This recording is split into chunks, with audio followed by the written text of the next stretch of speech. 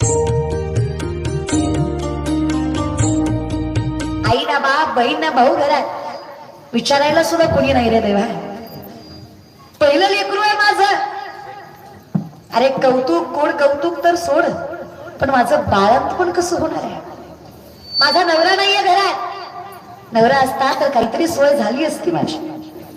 माझा नवरा नाहीये घरात, विचारायला कुणी नाहीये, सांभाळायला कुणी नाहीये, विचारपूस करायला कुणी नाहीये. पांडुरंगा माझ्या नवऱ्याला पाठव. पण कसं असतं ना, जेव्हा संत भजन करतात तेव्हा साक्षात परमात्मा जरी रोखायला आला तरी संत थांबत, ही ताकद असते. पण देवाने चोखोबांना सांगावं, पण चोखोबांनी ऐकू नये. आता देवाकडे दुसरा पर्याय नाही. जरा नीट ऐका. त्रैलोक्याचा बाप आहे, विश्वाचा मालक आहे, जगाचा जनार्दन आहे, वैकुंठीचा राया आहे. तो माझा पंढरीश पांडुरंग परमात्मा या सगळ्या जगाचा कारभार सोडतो आणि चोखोबरायांच्या दारात चोखोबराच्या बायकोचं बाळातपण करायला येतो. इतकी ताकद फक्त नावाला. त्यातलंच भागवत चरण. पण देव आला कसा? देव देवाच्या रूपात येतो का? नाहीये. मग देव काय करतो? महाराज माझ्या चोखोबरायाच्या बायकोच्या बाळंतपणासाठी चोखोबरायाच्या बहिणीचं रूप माझ्या पांडुरंगाने घेतलं. कोणाचं? काय बहिणीचं नाव आहे? हा लक्षात आहे म्हणायचं. ठेवत जा जरा बाहेर. नाही ते बोलतं लक्षात राहत. एकदा बाई भांडायला लागली की कवाच काढी ह्याची गॅरंटी कधीचही काढते, पण लग्न जमल्यापासून काढते. बरं तुझं वय काय, तू काढते कधीच, ते लक्षात राहत. हेही ठेवायचं. निर्मला, निर्मलेचं रूप घेतलं. साक्षात 16 शृंगार केलाय जगाच्या मालकानं. कपाळाला गंध लावलाय, कपाळाला कुंकू लावलाय, हातात बांगड्या घातल्यात, कानात झुमके घातलेत, मंगळसूत्र घातलंय, साडी नेसली आणि माझा जगाचा मालक बाई होऊन चोखोबराच्या घरात आलाय.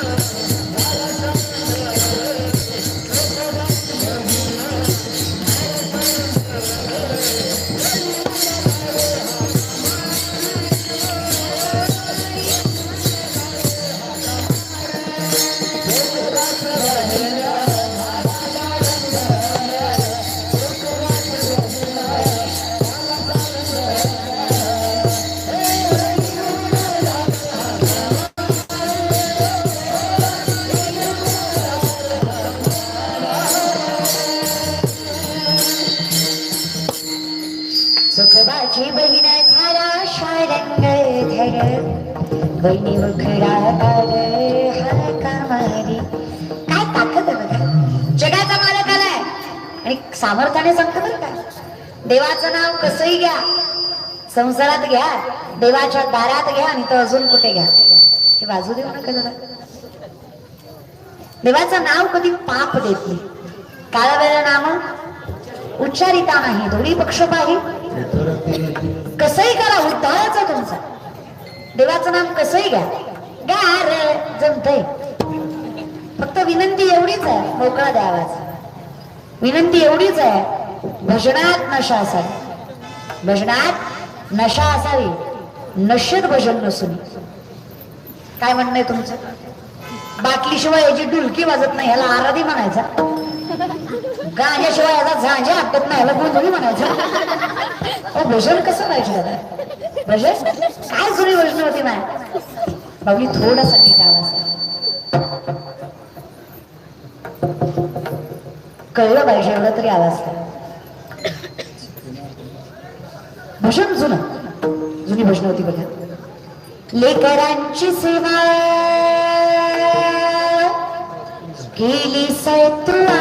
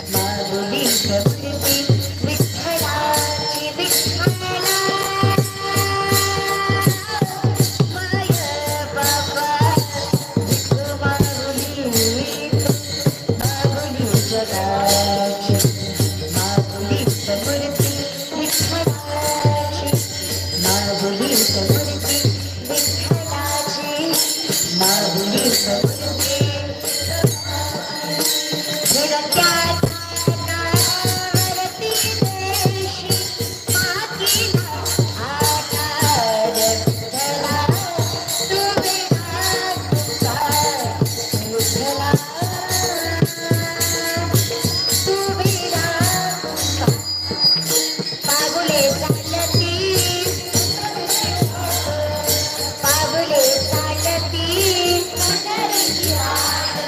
दुखी संसाराची दुखी संसाराची पावले चालती पावले चालती यमुनेच्या तीरी काल पाहिला हरी यमुनेच्या तीरी काल पाहिला हरी गाणं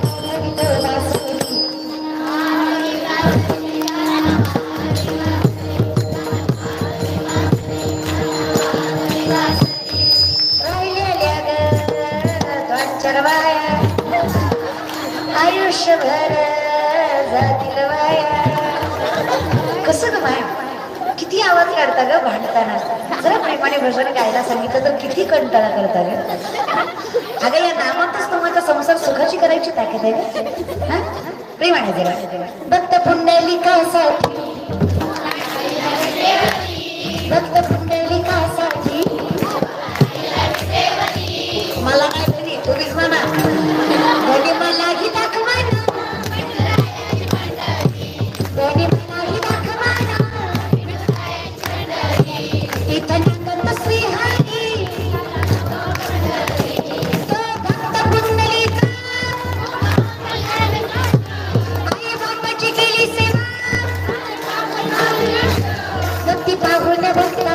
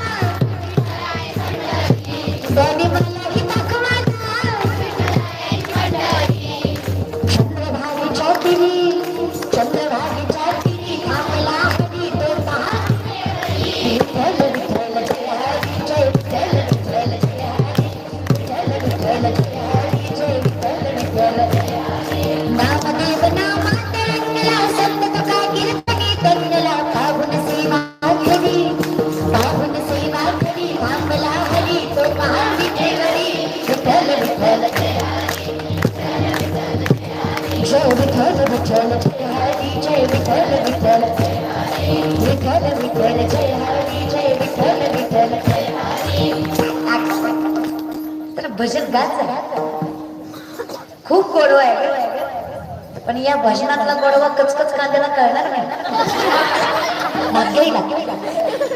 काही लोकांना आजही कीर्तनाचं सामर्थ्य कळलं नाही. काही माणसं फार बुशारकेने सांगतात. म्हणलं की नाही का रे तुमची प्रभुमांच्या समोर कीर्तन आहे रे गेला नाही तो फार बुशारकेत सांगतो आपल्याला तसलं पटत नाही. तुझं खरंच. काही माणसं म्हणतात निघालतो कीर्तनाला पण आलो नाही. काही म्हणतात आलो पण बसलो नाही. काही म्हणतात बसलो पण मधनच गेलो फोन आला. काही म्हणले शेवटपर्यंत बसलो पण कळलंच नाही. खरंच तुमच्या चुका नाही. तुमचे पाय कीर्तनाकडे वळत नाही. तुम्हाला कीर्तन कळत नाही. तुमचं मन कीर्तनात लागत नाही. तुम्हाला भजन आवडत नाही. खरंच यात तुमची चूक नाही. माऊली सांगतात तुम्ही केलेलं पाप तुम्हाला या पवित्र मंडपात बसू देत नाही. हे सगळ्यात मोठं सत्य. नामासी विनमुख तोड नर पापिया हरी विन धावया न पावे कोणी तुका म्हणे नाड पाप ठाके हिताड. अरे हिताच्या आड उभं ते तर पाप नाही जातात. आणि स्वतःचीच किंमत स्वतःला कळू नये याच्यासारखं मोठं अजून काय दुर्भाग्य असू शकतं. आम्ही विचारलं तुकोबांना का हो तुकोबा आयुष्यात सगळ्यात लाजीरवाणी गोष्ट कुठली. तुकोबा सांगतात खरं सांगू का देवा तुम्हाला मला कुणी मूर्ख म्हणावं तरी लाज वाटत नाही. मला कुणी वेडा म्हणावं तरी लाज वाटत नाही. मला कुणी अज्ञानी म्हणावं तरी लाज वाटत नाही. मला कुणी फाटका म्हणावं तरी लाज वाटत नाही. पण ज्या दिवशी मी काय म्हणते इष्टीच आहे ना ती इष्टीच आहे ना मला टेम्पो वाटायला इष्टीच आहे ना ती. तुमच्या माय माऊला इष्टीकडे अशा बघायला कसं काय डायनासोर कसं काय कधी पाहायलाच भेटणार नाही. मला इतकं काय करायचं तुम्हाला. किती भीती बघा की लोकांची बघायची. आपलं बघा ना पण लोकांचं फाटकं बघण्याची मजा वाटते ना आपल्याला. इथं स्वतःची किंमत स्वतःला कळत नाहीये. अगं इष्टीच आहे ती, दिवसात 10 वेळा येते गावात आपल्या. हा तशीच असते लाल पांढरी, असा काही फरक नाहीये तिच्यात. अगं हो इष्टीच आहे. इथे जी बेंबीच्या देठापासून कोण बोलते त्याच्याकडे लक्ष द्या. कोण आलं अगं बरं नाही येऊ दे ना, कोणी काही आहे ना, लईच victim आहे काय पण म्हणतो. तुमचं कसं झालंय माहितीये का, तुम्हालाच तुमची किंमत कळत नाहीये. तुमचं कसं झालंय, पोलिसाला चोरानं धरलंय. कळतंय का, हे कलियुग आहे. कोणी कुणाला धरलंय, पोलिसाला चोराला नाही. कळलं की तुम्हाला, बरं झालं. पोलिसाला चोराने धरलंय. आता पोलिसाला माहित असावं की मी पोलीस आहे. माझ्यात वर्दी जरी नसली तरी मी कोण आहे, पोलीस आहे ना. मला माझं सामर्थ्य कळलं पाहिजे. पण चोरांकडे बघून पोलीस विसरून गेला की मी पोलीस आहे. त्यानं पटकन गळ्यातलं सोनं दिलं, पटकन खिशातले पैसे दिले, म्हणलं सर सलामत तो पगडी बचास. चोराला घाबरून पळून आला. कोण, पोलीस. पोलीस बायकोला म्हटलं काय सांगू तुला, चोरानं धरलं होतं मला, कसा बसा जीव वाचवून आलो. बायको म्हणते लाज वाटते का सांगायला. अरे माझ्या बापानं 10 लाख हुंडा जास्त दिला, मेल्या तू पोलीस होता म्हणून. आणि तू नालायकासारखा चोराला घाबरून पळून आलास. उद्या पाहुण्या रावल्याला कळलं तर शेण घालतील लोक तोंडात. पोलीस आहे तू, चोराला घाबरून आला. तर म्हणलं बघ एवढे मोठे होते ते, मी एकटाच होतो. पण ते जाऊ दे, मोठी मोठी हत्यारं होती त्यांच्याकडं, मी काय केलं असतं एकट्यानं. बायको म्हणली तुमची बंदूक काय झाली. ती म्हणलं लपवून ठेवली, नाही तर चोरांना ती बी गेली. मूर्खाती काय लपवायला होती का. इतक्या येड्याला परमार्थ सांगण्यात मजा. अगदी अवस्था आपली तशी. आपल्यासाठी आपली बंदूक म्हणजे आपलं नामचिंतन आहे. आपल्यासाठी आपलं संरक्षण म्हणजे आपलं नामसाधन आहे. ज्याला ती नामसाधनाच वापरता आली नाही, ज्याला ती नामचिंतनाची ताकदच कळली नाही, तो आयुष्यभर पोलीस असून सुद्धा चोराला घाबरतच पळतो. चोर म्हणजे काळ आहे आपल्यासाठी. चोर म्हणजे कोण आहे, काळ. आपण कुणाला घाबरतो, काळाला घाबरतो. पण लेख म्हणून सामर्थ्याने एक वाक्य ऐका, ज्या दिवशी मृत्यूचं भय वाटणार नाही त्या दिवशी समजायचं खऱ्या अर्थाने वैष्णव झालो, संताची कृपा झाली. कारण आता काळही आम्हाला घाबरवू शकत, कारण खरा वारकरी मृत्यूला घाबरत. न घाबरायचं कारण आहे, ज्याच्या गळ्यात तुळशीची माळ आहे ते मरत नाही. त्या पाताई मी या हाताला किती पी ठेवले ते. अरे मी विश्वासाने सांगते नाही मरत. ते मला काय बोलता ताई, धडधडीत खोटं बोलता, मरत नाही. मी कुठं म्हणलं मरत नाही, मी फक्त म्हणलं मरत नाही. म्हणजे मरत नाही असं मरत नाही, मरत नाही असं मरत नाही, मरत नाही. ते म्हणाल काय ताई मरतय बिन मरत, नीट सांगा बरं. अरे सोपं आहे रे. तुळशीच्या माळेने मरत नाही असं नाही, पण ज्याच्या गळ्यात तुळशीची माळ आहे त्याला कधीच आपत्कालीन मरण येत नाही, हे सामर्थ्यानं लक्षात ठेवा. त्याचं मरण नियतकालीन. लल्लाटी जे लिहिले, इथे जे लिहिलंय त्याच हिशोबाने माळकरी मरतो. दारू पिली, किडनी खराब झाली, मिळाला धडकाला, मिळाला नाट्याकाला, मिळाला असं त्याच्या बाबतीत होत. त्याला योग्य माळकरी पाहिजे, हेही लक्षात ठेवा. खरा माळकरी असला की नियतकालीनच मरतो, आपत्कालीन मरत. खूप ताकद आहे माळ, खूप ताकद आहे या गंधात.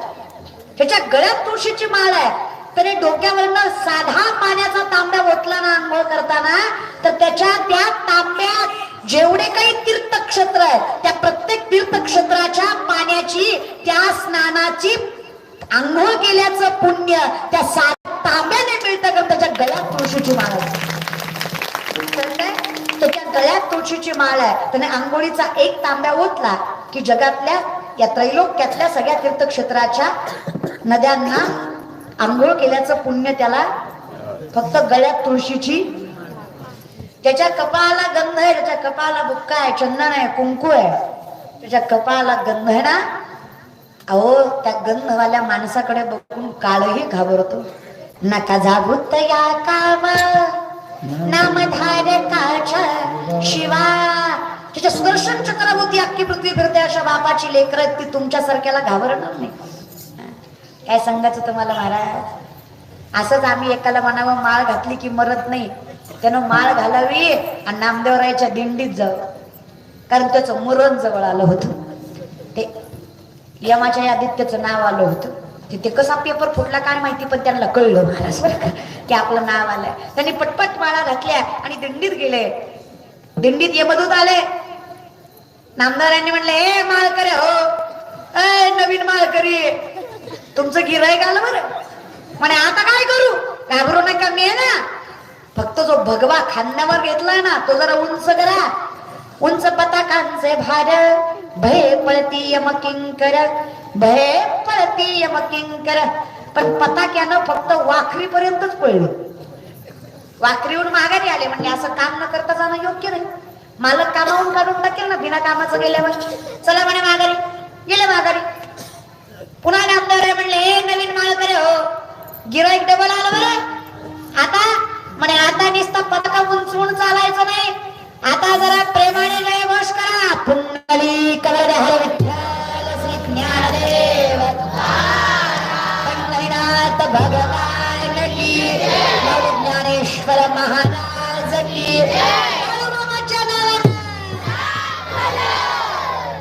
असं एवढ्या मोठ्यानं म्हणल्यावर आताची पळाले की डायरेक्ट यमापाशी जाऊन थांबले. आणि जशी आता एवढं मोठं गेल्यावर थांबत का कुठं महाराज. आणि यमाला जाऊन सांगतात, दूत सांगत सी यमा, दिंडी पुढे चाले नामा, तो नागवितो आम्हा विष्णुदास म्हणून या, तो नागवितो आम्हा विष्णुदास म्हणून या, तो नागवितो आम्हा विष्णुदास म्हणून या, तो नागवितो आम्हा विष्णुदास म्हणून या.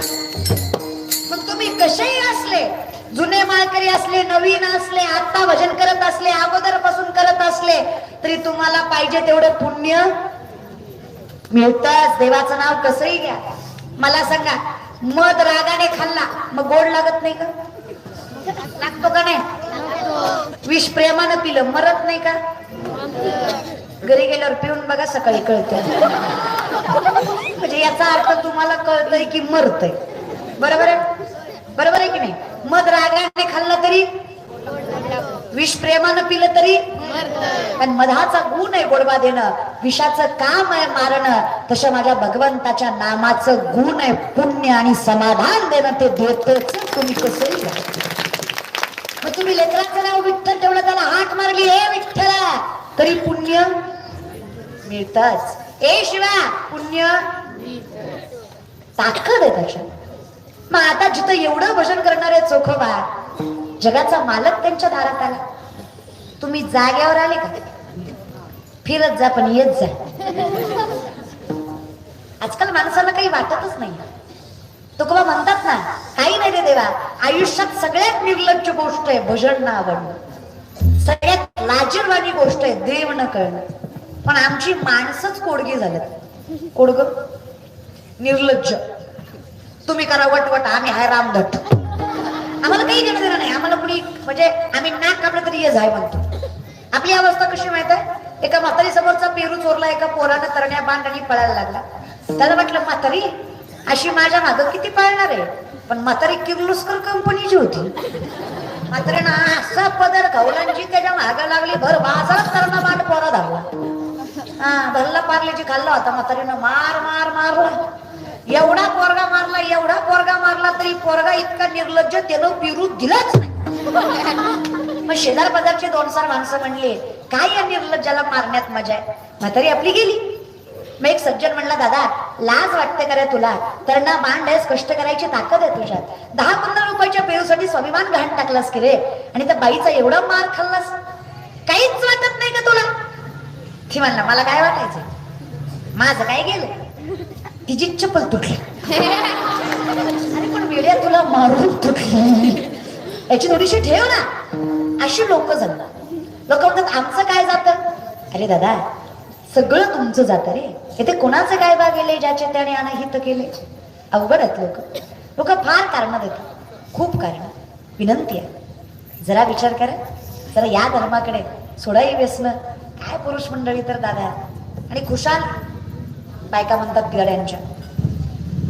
आमच्या नवऱ्याला पिलं की काही कळत नाही. कोण म्हणलं तुम्हाला पिणाऱ्याला काही कळत नाही पिल्यावर?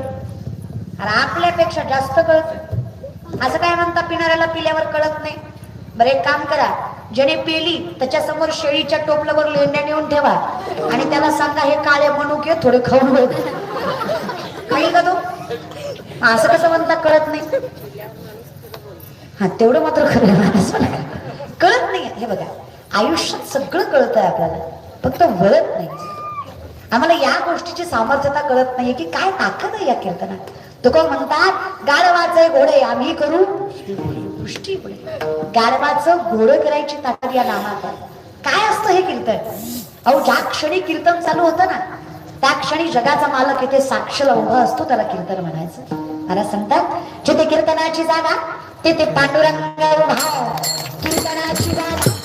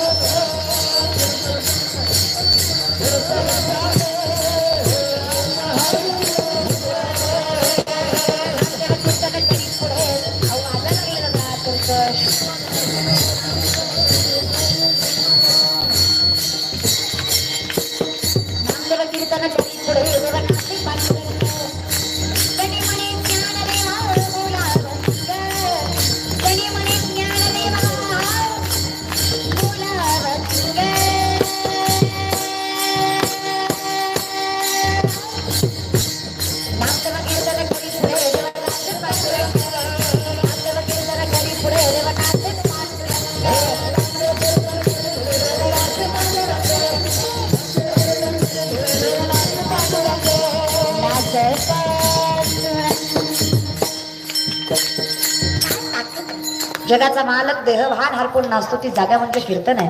माणसाला देव करायची ताकद म्हणजे कीर्तन आहे. धर्म जपतंय ते कीर्तन आहे.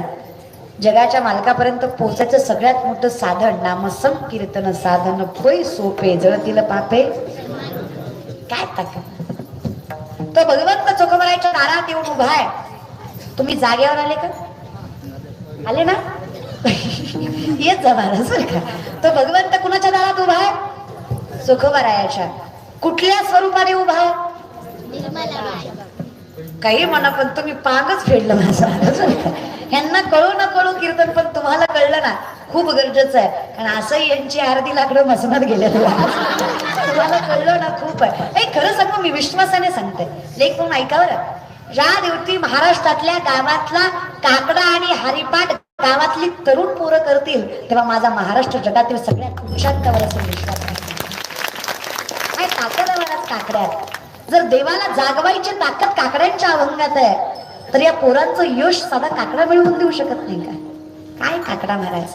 जगजोगी जगजोगी जाग जाग बोलती. काय ताकद लक्षात घ्या महाराज. इतकं सामर्थ्याने कौतुक करावं ना काकड्याचं. काकड्यासारखा आनंद काकड्यासारखा गोडवाच कशत नाही महाराज. पण काय फक्त विनंती एवढीच आहे वासुदेव वासुदेव म्हणा वासुदेव वासुदेव.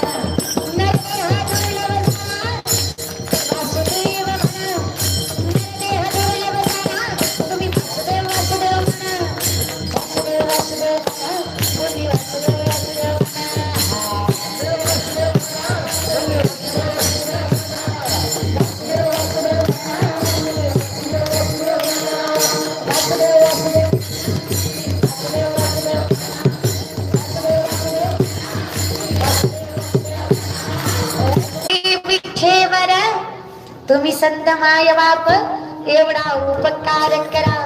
न्यामजते तवरी दाखवा दिनाचा सोयरा. ओ काही काय करताय? कान हे बधीर झाले, वाचा बोले बोबड, नाक मुख गळू लागले, लड आणि शेपूड, श्वारा परी गती झाली, अवघी करती हाड हाड. ही अवस्था व्हायच्या आधी तुम्ही संत माय बाप एवढा उपकार करा. न्यामज केतवरी दाखवा दिनाचा सोयरा. दीन दयाळांचा जो सोयरा आहे, जाईन गे माये. काय ताकद आहे महाराज, जागवायची ताकद काकड्यात. जागा रे भाईला जागा, तुम्ही जागा रे भाईला जागा. सोरे निजल्या नाडोनी भागा, तुम्ही जागा रे भाईला जागा. सोरे निजल्या नाडोनी भागा, जागा रे भाईला जागा. तुम्ही जागा रे भाईला जागा, तुम्ही जागा रे भाईला जागा. अरे जागा रे भाईला जागा, जागा रे भाईला जागा. ताकद महाराज, काकडा म्हणजे काकडाच. या विषयाकडे हा गोडवा लेकरांना कळला पाहिजे. आम्हाला काकडा माहीत असला पाहिजे, चातुर्मास कळला पाहिजे, आम्हाला नामसाधना नामचिंतन समजलं पाहिजे. या विषयाकडे मग काय इतकी ताकद भगवंताच्या नामात. जगाचा मालक निर्मलेचं स्वरूप घेऊन चोखोबांच्या दारात आला. वहिनी उघडा दार हाका मारी.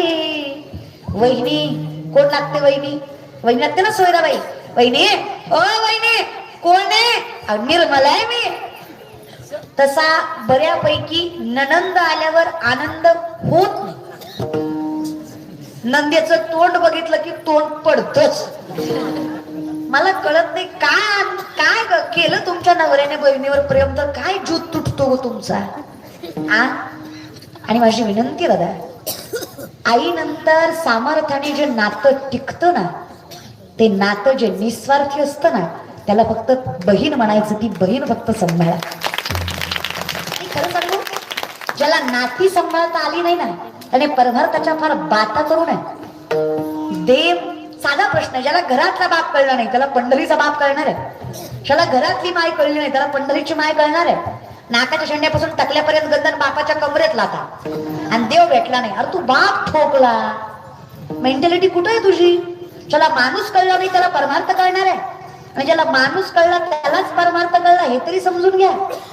कारण माणूस याच्यातच जगाच्या मालकाचं वास्तव्य आहे. सर्वागटी राम सूर्यप्रकाशक भरला घनदाट हरी दिसे. देव आहे तरी कुठं? जिजे दिसे भूत ते मानी जे भगवंता भक्ती हो निश्चित जाण माझा. अवलींचं सामर्थ्याने वर्णन आहे. कोणता देव आहे? हाच तर देव आहे. मग ज्याला माणूस कळला नाही त्याला देव काय कळणार आहे? अवघड आहे. जयाचे आही धड नाही तयासी परित्र पुस्ती काही. स्वामींचं वर्णन आहे. ज्याचं जगणं धड नाही त्याला म्हणता मोक्ष कसा मिळवायचा. अरे त्याच्याकडे बघ, त्याला माणूस कळला नाही, त्याला मायबाप कळले नाही, त्याला माती कळली नाही, त्याला काय देव कळणार आहे? अवघड आहे रे. आणि ही कशी विज्ञान जगात जगणारी माणसं आहेत, त्यांना काही गोष्टी प्रूफच करून दाखवाव्या लागतात. कधीतरी ज्ञानेश्वरी वाचा. 90% विज्ञान म्हणजे ज्ञानेश्वरी आहे. 90% सायन्स इट्स ज्ञानेश्वरी. या बल्बचा शोध 100-125 वर्षापूर्वी सायंटिस्टनं लावला. 750 वर्षापूर्वी माऊली ज्ञानेश्वरी मध्ये सांगतात, उदकाचिनी आवेशे प्रगटले ते झलकलकीत दिसे, तर या बिजू माझे असे सैल काही. उदक म्हणजे पाणी, आवेश म्हणजे प्रेशर. पाण्याच्या प्रेशरने वीज निर्मिती होते. हे आपल्या ज्ञानोपरायांनी 750 वर्षापूर्वी ज्ञानेश्वरी मध्ये सांगितलं. याला विज्ञान म्हणायचं आहे, याला वारकरी संप्रदाय म्हणायचा. 140-160 वर्षापूर्वी आम्हाला कळलं की पृथ्वी सूर्याभोवती फिरते, सूर्य पृथ्वीभोवती फिरत नाही. आम्हाला उगवता मावळता जरी सूर्य दिसला असला तरी सूर्य जाग्यावर आहे आणि फिरते ती. हे आम्हाला आत्ता कळलं, गेल्या पिढीत. हे 750 वर्षापूर्वी माऊली सांगतात. मोठं की ध्यान होते उमटेनीच ज्ञानाची पाठ मोठे, सूर्या पुढे प्रगटे प्रकाश जैसा. मग जिथं सामर्थ्याने आम्ही जेनरेटिक जनरेशन मानतो, जेनरेटिक अनुवंशिकता. डॉक्टर म्हणतात बाप हुशार असला की पोरगा आपोआप होतो. आम्ही त्यालाच तर प्रारब्ध म्हणतो. आम्ही त्यालाच तर प्रारब्ध म्हणतो. बापानं नाम घेतलं की पोरगा आपोआप सुखी होतो. आम्ही विचारलं तुकोबांना याला काय म्हणायचं? 450 वर्षापूर्वींचं प्रमाण आहे तुकोबांचं, जे जनरेटिक जनरेशन आहे. माझ्या वडिलांची मिरासी गा देवा, तुझी चरण सेवा साधावया पांडुरंगा. मला जे मिळालं हे माझ्या बापामुळे मिळालं, ज्याला सायंटिफिकली आपण अनुवंशिकता म्हणतो, जनरेटिक म्हणतो, डीएनए म्हणतो. हे कुठे चाललंय तुम्ही मला कळत नाही. पण मूळ अध्यात्म आहे, फळ विज्ञान आहे. मूळ काय आहे? अध्यात्म आहे आणि फळ काय आहे? विज्ञान आहे. आज आपण सुखी जगतो याचं कारण अध्यात्म आहे. आर्यभट्टाने शून्याचा शोध अध्यात्माच्या जोरावर लावला. पण हे सगळं सोडा, पहिलं विमान मराठी माणसानं उडवलं, तेही मुंबईच्या चौपाटीवर उडवलं, ज्याचं नाव शिवा तळपते, तेही अध्यात्माच्या जोरावर. ही मराठी माती आहे. शिवशाही कधीतरी डोक्यात घ्या. आजकालचं राजकारण बघितलं तर डोळ्यातनं पाणी येतं. आजही शेतकरी आत्महत्या करतो. असले हाल करून ठेवले या देशाचे. मला कोणाविषयी काहीच बोलायचं नाहीये, कारण कोणीच धड नाहीये. चांगलं तर सोडाच, धड सुद्धा नाहीये. आणि सुरुवात आपली आहे. लोकाला वाईट बोलण्यात आपल्यात मजा नाही, कारण आपणच 500,000वर मतदान करतो. सुरुवात आपली आहे. आपल्या घाणमुळे पुढच्या पिढीला आपली घाण भोगावी लागणार आहे. एक म्हणतो मी एकटा सुधारलो म्हणून काय होणार, तू एकटा सुधार ना. अरे तुझ्या एकट्याने इतिहास बदलू शकतो. शिवराय एकच झाले रे. पोराच्या मांसावर बाबाची नजर पडावी इतका भीषण दुष्काळ शिवकाळात सुद्धा तो होता, तरी एकाही शेतकऱ्यानं आत्महत्या शिवकाळात केली नाही. हे वैभव शिवशाहीचं होतं. काय व्यवस्थापन असं मोठं मॅनेजमेंट. हे विचार कौशल्य, हे विचार चैतन्य आजच्या पिढीनं या शिवशाहीतनं घेतलं पाहिजे. व्यापार स्वतःचे उभे केले पाहिजे. शेतीसोबत जोड व्यवसाय टाकला पाहिजे. माती का कोपायला लागली याचा विचार केला पाहिजे. अरे ज्या खताच्या दुकानातनं खत घेता, तो खतवाला 12वी सुद्धा पास नाहीये. तो एखाद्या एक चांगली कुठली तरी ही आली आहे, योजना आली आहे, त्याला फायदा होतो म्हणून तुम्हाला तो विकतोय. तुम्हाला पाहिजे, कळलं पाहिजे युरिया किती प्रमाणात वापरला पाहिजे, खतं बियाणं किती प्रमाणात वापरले पाहिजे, म्हणजे शेतीची जी काही नासणूक होतीये, जे काही आपल्या शेतीची चुकीच्या पद्धतीने वाढ होती ती होणार नाहीये. बरं शेतकरी रे तुम्ही, शेतकऱ्याची लेख आहे मी. अरे शेतकरी राजा आहे. अरे तो राजाच असावा, पण त्याच्यासाठी कष्टासोबत सोबत विज्ञानाचा ज्ञानाचाही वापर करावाच की. आम्हाला सगळं ऐकतो पाहिजे, कष्ट नकोय. आता आम्हाला गवत काढायचं म्हणलं की आम्ही पहिल्या गवताला बाया लावायचो, आता डायरेक्ट युरिया टाकतो, डायरेक्ट फवारणी करतो. का गवत, अरे गवत गळतं पण त्याच्यासोबत जमीनची सुपीकता पण कमी होते ना. डोकं वापरा ना. कष्ट थोडं कमी पडलं म्हणून पण काय झालं, जमिनीची सुपीकता कमी होते, त्याच्यामुळे कष्ट वाढवा ना. पहिलं नांगराने जे काही व्हायचं, नांगरानेच बियाणं टाकली जायची, त्याच्यात ताकद तेवढी होती ना, जमिनीची सुपीकता नासत नव्हती ना. हे अवघड चाललंय. लय विचार करू नका, डोकं वापरा. मी गेल्यावर महाराज तुम्ही आता विषयाकडे या महाराज. तसा ननंद आल्यावर आनंद होत न देणारी आनंद म्हणजे ननंद. लय खुश होऊ नका, ननंद पाहिजे आयुष्यात महाराज. ननंद आली आहे, बऱ्यापैकी आनंद होत नाही, पण सोयराबाईला मात्र फार आनंद झाला. घरात कोणीच नाही हो, कोणतरी आलंय की. मिठी मारली आहे, डोळ्यात पाणी आलंय. ताई, हो ताई, देवे बरे केले बाई, देवे धाडी गेले तुम्हा. बरं केलं बाई, देवानच पाठवलं तुम्हाला, कोणीच नव्हतं की हो मला. खरं सांगा तुमचे मायबाप देवानं पाठवलं का हिला? देवानं पाठवलं नाही. साक्षात जिला मिठी मारून रडत होती तो माझा पांडुरंग होता. मिठी मारून रडतीये का? अधिकार आहे बघा. देवाला मिठी मारून रडतीये. बरे बाई केले, देवे धाडी गेले तुम्हा म्हणतीये. देवानं पाठवलं बाई, बरं केलं. नीट ऐका, या जगातलं सगळ्यात खालचं काम आहे बाळांतपण करणं. सगळ्यात खालचं बरं का, सगळ्यात खालचं. पण भक्तांची काज राखायला पांडुरंग कधी लाज धरत नाही. कधीच नाही, कधीच नाही. जगाचा मालक कधीच लाज बाळगत नाही. माझ्या पांडुरंगानं त्या चोखवऱ्याच्या बायकोचं बाळांतपण केलं. लेकरू जन्माला माझ्या जगाच्या मालकानं घातलं. अहो माझ्या सोयराबाईला पोरगं झालं. अख्ख्या गावात साखर वाटली. अहो घरात अन्नाचं कण नव्हता खायला. 12 दिवस भरले, बारशाला पंचकृषीला पंच पक्वानाचं जेवण दिलं. सोयराबाईने विचारावं कुठून आणलं? भक्ताची कशी लाज राखतो बघा देव. माझ्या भावाला नाव ठेवतीस की? माझ्या भावानंच दिलंय. माझा भाऊच म्हणला घेऊन जा, तिचं बाळांतपण कर. पंचकृषीला पंचपक्वानाचं जेवण दिलंय. दादा, आजच्या जगात माणूस 4 घास खाऊ घातला तर त्याच्या उपकाराची भाषा करतो. आजच्या जगात माणसाने 500ची नोट दिली तर 4 जणाला सांगतो मी त्याला मदत केली. आजच्या जगात सख्खी माय सुद्धा प्रेम केल्यावर म्हणतेच की मी तुझ्यासाठी फार केलं रे लेकरा, म्हणतेच की मी तुझ्यासाठी फार केलेले लेकरा. बाप म्हणतो मीच खांद्यावर घेऊन चाललो की रे तुला. पण काय माझा पांडुरंग आहे दादा, स्वतःचं नाव नाही, स्वतःचं गाव नाही, पण जगाचा मालक तो. घाण ना घाण माझ्या सोयराबाईची काढली. अंघोळ सुद्धा माझा जगाचा मालक घालायचा, साडी नेसवायचा, वेणी घालायचा, उठणं लावायचा, दारातल्या सडा शिंपणापासून घरातल्या स्वयंपाकापर्यंत सगळं माझ्या जगाच्या मालकाने एका हातानं केलं रे. काय ताकद हो. पांडुरंग चोखोबराच्या दारात तिच्या घरातली कामं सोयराबाईची करतोय. 27 दिवस झालेत, थाटा माटात बारसं पार पडलंय. पोराचं नाव ठेवलंय कर्ममेळा. काय नाव ठेवलंय? चोखामेळ्याच्या मुलाचं नाव काय? कर्ममेळा. जगाच्या मालकानं नाव ठेवलं दादा. 27 दिवसानं चोखोबराला निर्मलेच्या घरी आठवलं, माझी बायको बाळंतीण होती, जगली असन का मिली असन. किती दिवसाने? परमार्थही असा लागतो बरं का, जेव्हा जगाचा मालक राखण करायचा असेल, जेव्हा तुमचा संसार जगाच्या मालकाने राखावा असं तुम्हाला वाटत असेल, तेव्हा तुम्ही या संसारापासून इतके विलिप्त पाहिजे. नाहीतर आपला परमार्थ आपण पंढरपूरला पोचले म्हणतो ड्रायव्हरला, गाडीचं तोंड वळवून ठेवू म्हणजे झाल्या निघाई येते. इतकाही वेळ आपल्याला घालवायचं नाहीये देवाच्या दारात. असं नाही चालत. निष्ठा पाहिजे, श्रद्धा पाहिजे. 27 दिवसांनी आठवलंय माझी बायको बाळंतीण आहे. काय झालं असं तिचं? खऱ्या निर्मलेला. खरी निर्मला कुठे आहे? इकडे ना, इकडे भेसळयुक्त आहे ना, कळतंय ना तुम्हाला? इकडे भेसळयुक्त आहे ना. हे 22 कॅरेट 24 कॅरेट तिकडे आहे ना, हे की नाही? अरे हे बेंटेक्सचा माल होता इकडे बाहेरच. खऱ्या निर्मलेला विचारलंय, निर्मले माझी बायको बाळंतीण होती ग, काय झालं असेल ग तिचं? काय बोलतोस रे दादा?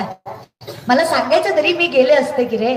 शेजार पाजारचं आणलंय, शिदोरी बांधली आहे आणि डोक्यावर दिली भावाच्या. भावानं शिदोरी घेतली आणि भाऊ निघाला दादा. काय बहीण असतं बघा ना, तिच्या घरात नाही पण शेजार पाजारचं घेतलं माहिती नाही. भावाच्या डोक्यावर शिदोरी दिली, भाऊ निघालाय खरं, पण भाऊ निघालेला देवाला कळलंच की न सांगता तुम्हाला कळू येते. देवाचं वायफाय हायफाय वायरलेस कनेक्शन आहे देवाचं. लगेच देवाने इकडं, वहिनी आता येते बरे, लगेच इकडे, वहिनी आता येते. अहो थांबा ताई, आई करणार नाही इतकं केलं तुम्ही माझं. साडी चोळी तरी करता. बहीण आली ना घरी, नाही तुम्हाला साडी करता आली, नाही तुम्हाला चोळी शिवता आली, तर कमीत कमी 4 तांदळाचे दाणे आणि कपाळाला कुंकू लावल्याशिवाय त्या लक्ष्मीला कधी घराच्या बाहेर पाठवू नका. तिच्याच पाडूने तुमच्या घरात समृद्धी येणार हे विश्वासाने व्यासपीठावर सांगा. ऐपत असेल तर फार करा, नसेल ऐपत तर कुंकू तरी लावा. माझ्या घरदाराला येऊ द्या, साडी चोळी शिव द्या. चोळी शिवी येते तुम्हाला, चोळी तरी शिवते हो तुम्हाला. असं नका जाऊ हो ताई, असं लक्ष्मीला पाठवून आहे. नाही बाई मला जाऊ दे, माझे धनी रागावतील. कुणाची? हिजे. ह्यो सगळ्या जगाचा धनी पण नाटक किती करतो. हा, पांडुरंग नाटक करायला 1 नंबर, कारण तो हायच कर्नाटकाचा.